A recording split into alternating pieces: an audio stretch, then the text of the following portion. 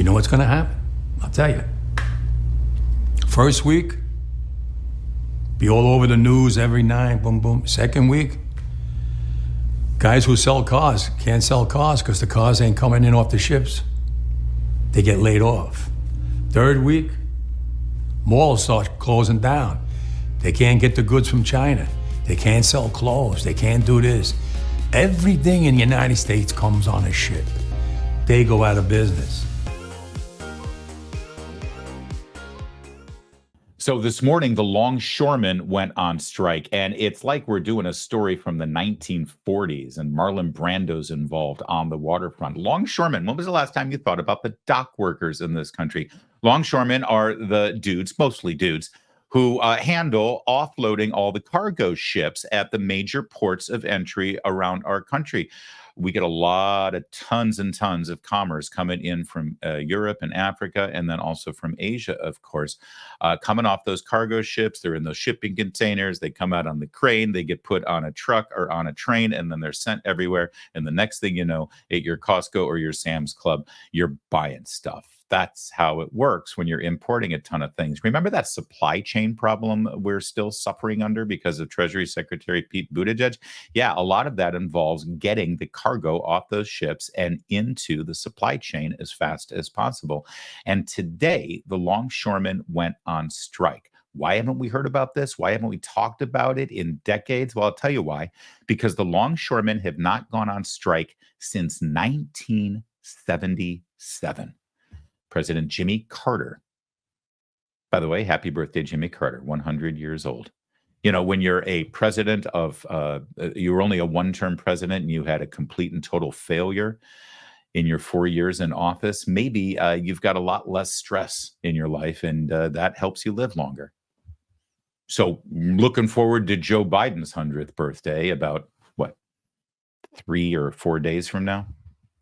So back to the longshoremen. Yeah, this hasn't happened since 1977. The comparisons between this president's administration and his complete and total failure and Jimmy Carter's complete and total failure just never ends. But if you've seen the president of the longshoremen, this is something to behold. I mean, I mentioned Marlon Brando and On the Waterfront. Actually, take a look at my favorite episode of The Sopranos. But today's world, it's changing into the future. They're not making millions no more. They're making billions. And they're spending it fast as they make it. I want a piece of that for my men, because when they made their most money was during COVID. When my men had to go to work on those piers every single day, when everybody stayed home and went to work. Not my men. They died out there with the virus. We all got sick with the virus. We kept them going. From Canada to Maine to Texas, Great Lakes, Puerto Rico, now the Bahamas, everybody went to work during COVID. Nobody stayed home. Well, I want to be compensated for that. I'm not asking for the world. They know what I want. They know what I want. And if they don't, well, then I have to go into the street and we have to fight for what we rightfully deserve. These people today don't know what a strike is. When my men hit the streets, from Maine to Texas, every single port will lock down. You know what's going to happen? I'll tell you. First week, be all over the news every night, boom, boom. Second week, guys who sell cars can't sell cars because the cars ain't coming in off the ships. They get laid off. Third week, malls start closing down. They can't get the goods from China. They can't sell clothes. They can't do this. Everything in the United States comes on a ship. They go out of business. Construction workers get laid off because the materials aren't coming in. The steel's not coming in. The lumber's not coming in. They lose their job. Everybody's hating the longshoremen now because now they realize how important our jobs are. This is, listen, he's not wrong.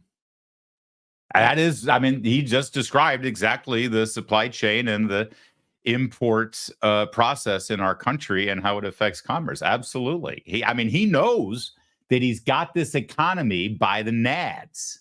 Can I say nads? Let's go with it. This is your quintessential mobster type. I'm not saying you're in the mobster. Don't get me wrong. I'm saying mobster type. This is your quintessential mobster type saying to Joe Biden and Kamala Harris, real nice economy you got here. It'd be a shame for something to happen to it. You know what I'm saying? Let's play ball. Yeah, you got to admire this guy. He's not crying poverty. He's not saying that his workers are starving and they can't put their kids in a nice school and that their cars are broken down. They're not able to fix it. He's not saying that his brotherhood is on food stamps and they want to make a living wage. You know, remember how whenever you get people who are going on strike, teachers always do this. We need a living wage. We demand a living wage. He ain't saying that. No, he's saying everyone else got rich. Where's my piece? Look at him. He's got designer glasses. He's got a gold chain. What union head goes out on the first day of a strike wearing a gold chain to explain why he's got a work stoppage? He's shameless. He's absolutely shameless. He doesn't care. He doesn't give a at all. You heard it at the beginning of the clip. He said, oh, we're not even talking about millionaires anymore. We're talking about billionaires. Well, if they get to be billionaires, my guys get to be millionaires. Let's go. And now it starts to get a little threatening, right? I mean, this is good stuff. And by the way, just so you know, the message here is directly for Joe Biden.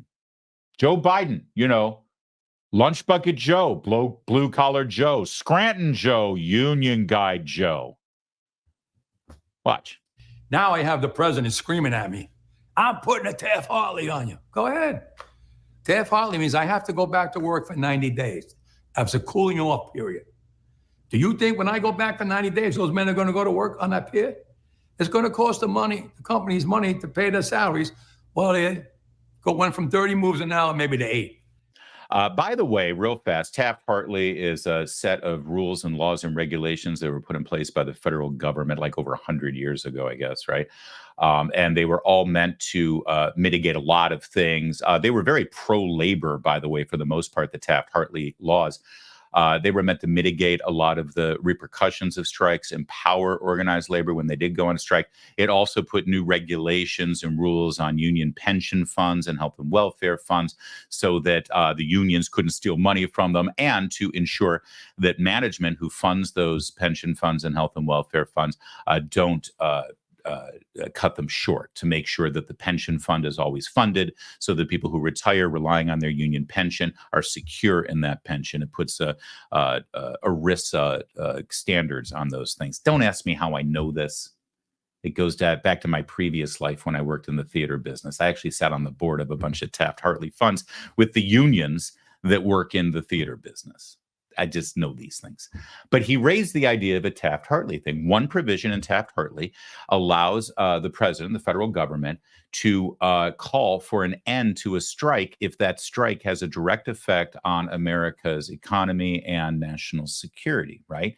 And so he just claimed that he's got the president calling him, threatening to call a Taft-Hartley moratorium on the strike, a cooling off period for 90 days. But here's what's funny about that. Yesterday at the White House, when Joe Biden was asked a couple of questions by a couple of reporters, it wasn't a press conference, but, you know, they shout questions at him. One of the questions was, Mr. President, will you intervene on the dock workers strike if they go on strike Tuesday? The president says, no. He says, why not? Says, because there's collective bargaining and I don't believe in Taft-Hartley. So even if Joe Biden is on the phone yelling and threatening a Taft-Hartley thing, Biden is undermining his own threat by saying publicly that he doesn't believe in Taft-Hartley. So it's a toothless threat. He's not going to do anything. If he calls Taft-Hartley right now, that undermines labor at a point where they've got a very, very good position in this negotiation. Union members already hate the Democrats and are, well, at the very best, not endorsing Kamala Harris, or they're staying out of it completely like the Teamsters did, right? So that ain't going to happen. The strike started this morning. And here's a quick look at our friend here, Joey Walnuts, or Paulie Soprano, or, you know what? Actually, this is more like a hybrid between what would have been Godfather 4 and maybe Goodfellas, right? I mean, either way, it just reeks of meatballs and marinara, let's say. I am so going to be hit. I'm like, seriously, I'm staying out of Brooklyn for the rest of my life. I'm not going to make it through the streets alive.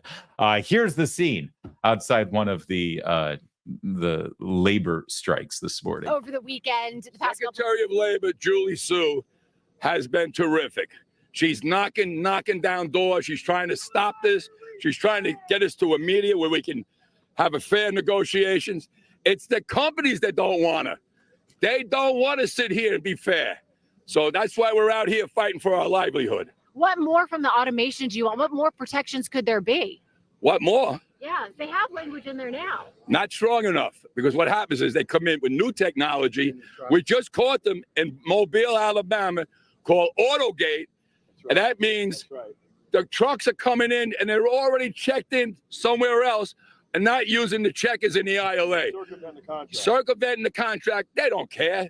They don't care. All right, let me translate this for you. One of the big arguments they have, other than wanting their fair share of the billions that people are making, is that the process for the longshoremen to offload these ships onto trucks and trains is getting more and more automated. I mean, you know that. I mean, back in the day when the longshoremen actually were organized officially, they would literally, these guys would, I mean, it was a painstaking job. They were pulling ropes and they were lugging these boxes and crates off of ships. And, you know, now you go and they've got these motorized, computerized cranes that go down and pick up the guys' already pre-packed shipping containers, and then they put them on. I mean, it's already been incredibly automated. And of course, with automation comes efficiency, lower cost.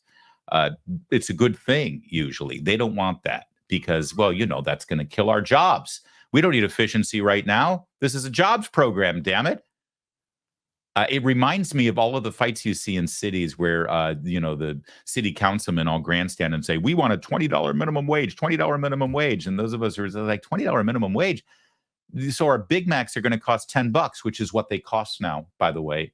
Big Mac value back. I don't eat a McDonald's very much, but this weekend I bought McDonald's value meal for someone who's been staying at my house, college kid. They eat Big Macs, right? So I got him a Big Mac value meal, medium, not even a supersized fries.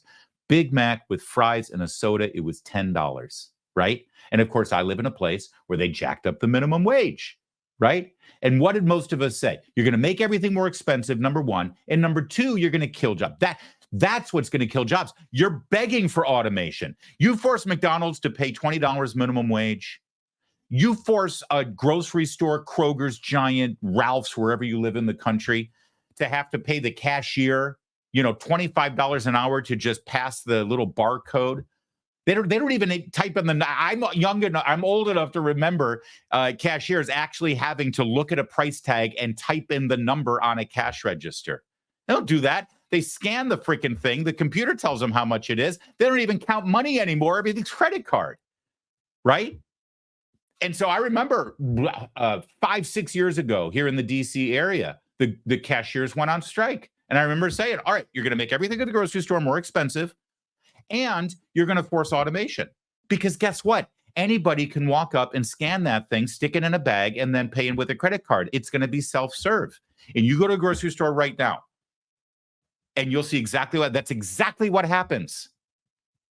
And so these guys are fighting automation. They're demanding more money, and it's going to bring on automation. In fact, I'm looking at this. I'm pissed at these people, and I'm saying, I want more automation. I want these guys to have jobs. I don't want them to be out of work. But you're screwing up our economy. You're screwing up our supply chain. Screw them. I'm not going to knuckle under and give you more money. I'm going to say, let's fast track automation, for God's sake. The rest of us are all dealing with AI creeping up into our industries. I could be AI right now. How do you know I'm not AI? I'd be a lot better if I was AI, actually. It'd be a hell of a lot better. In fact, we should think about that. All right, back to this guy. Back to Paulie Walnuts here. It's not fair. No, and if we don't put our foot down now, they would like to run over us, and we're not going to allow that. You are going to grind the economy to a halt here on the East Coast and the Gulf Coast. No, not us. They are. Don't spin it now because you're Fox News. They're going to drive it. But are you worried? They're going to drive it. Are you worried that this They have the strike? capital to settle this thing. Are you worried that this strike is going to hurt the everyday American, the farmers that need to reach the export market? They're Listen, telling me that they're going to hurt through Now all you of start this. to realize who the longshoremen are, right? Nobody cares. People never gave a about us until now, when they finally realized that the chain is being broke now. Cars won't come in. Food won't come in. Clothing won't come in. You know how many people depend on our jobs? Half the world. And it's time for them and time for Washington to put so much pressure on them to take care of us, because we took care of them. And we're here 135 years and brought them where they are today, and they don't want to share. Fox Business. All right, so a couple things on this. We got one more clip on it, but I just let me just say this. I tend to lean toward management side on these things, always have, even though I am, in fact, ironically, a union member myself. Talk radio hosts in major markets like mine in Washington, D.C., we are forced to join the union. SAG-AFTRA, imagine that. I'm in the same union as Meryl Streep. So I whatever. I tend to side on management, but let me just say this: that guy right there, that guy you just saw, as much as I'm making fun of him and making fun of the, what he sounds like, member of the Sopranos family and all that stuff. If I'm a union member, if I'm a longshoreman, that's exactly who I want fighting for me. That's exactly who I want handling these negotiations and handling the media. That's great. And you know who you want to talk about the political angles of this? Who does this hurt the most? As of now, this hurts Democrats. Now, I say that as of now. I'll complete that thought in a second. But one more clip here from this morning that I think is actually rather telling in terms of listen, this is about COVID, as you heard, and wanting to get payback for working through COVID. It's about automation and protecting jobs. It's about flexing your muscle. You saw him. It's like, yeah, you know who we are now. You know how important we are. Well, it's about time someone paid us our fair share, right? It's that kind of thing. It's like, we know we got you right here. And so you're going to pay us. Otherwise, we're going to squeeze, right? But there's also one more part of this that was revealed in this Fox News. I've also been talking to the members here on the ground, the individuals here that are now taking to the picket line. They tell me one of their top concerns, inflation that we have all been living under for the past 4 years. They say that their wages are not adequately keeping up with the cost of living increase and that they need these wage increases reflected in their next contract so they can just keep up and get. That's right. This is clear, and this has little to do with unions and the longshoremen and negotiation. It has to do with the economy that we're all living in right now. Let's say you just signed a 4-year contract back in the final year of Trump's presidency, right? And you got incremental 4% wages for the next 4 years. Let's be even generous and say you got 5% wages over the next 4 years. That means at the end of the contract, your wages went up 20+% because each year it's a percentage on the percentage you already got, right? So it's 4%, 5% for 4 years, but it's actually ends up being a little more. Well, the fact of the matter is things cost way more than just 20 some odd percent. Than it did 4 years ago. So even if you've got those wage increases, the cost of living has gone up so much higher that you're actually seeing less money at the end of every month right now, even though you got that generous package. That's inflation. That's Kamala Harris's fault. That's Joe Biden's fault. And so the inflation that we've all been suffering under, they're locked in a contract. It's not like this is their first chance to be able to come back and ask for a raise, and they want to make good on the money they lost in their mind over the last several years. So, this looks bad for Joe Biden. Joe Biden's Mr. I'm going to, fix labor problems. I'm going to pick up the phone. This doesn't involve, you heard him say it's time for Washington, D.C. to get on board. This is a international brotherhood, but a national strike. Washington has a say in this. Our labor secretary, he claims, is doing a great job. Our transportation secretary is nowhere to be found. Our commerce secretary, as we showed you yesterday, isn't even engaged in this and doesn't know anything about it. It's all Kamala Harris and Joe Biden's fault. And the more it drags on, the worse it is for them. except for this. I told you I was going to complete this thought. And I'm not a conspiracy guy, but I've seen so much go on in the last 10 years in American politics that I can't not entertain the idea that all of this is scripted. These guys have endorsed Kamala Harris for president. They've already chosen a side. You know, what happens if we go for about a week or two and we feel some pain here and things are bad? And it's not Joe Biden that rides into the rescue. What if it's Kamala Harris that rides into the rescue? What if Kamala Harris gets everybody to sit down and make their deal? What if this guy ends up agreeing to a collective bargaining agreement, ending the strike, bringing relief back to so many businesses and so many employees around the country, getting huge headlines? And when asked, what made the difference? What brought you back to the table to make a deal? What if he says Kamala Harris? None of this would have happened without Kamala Harris. What if? The timing's impeccable, isn't it? What if?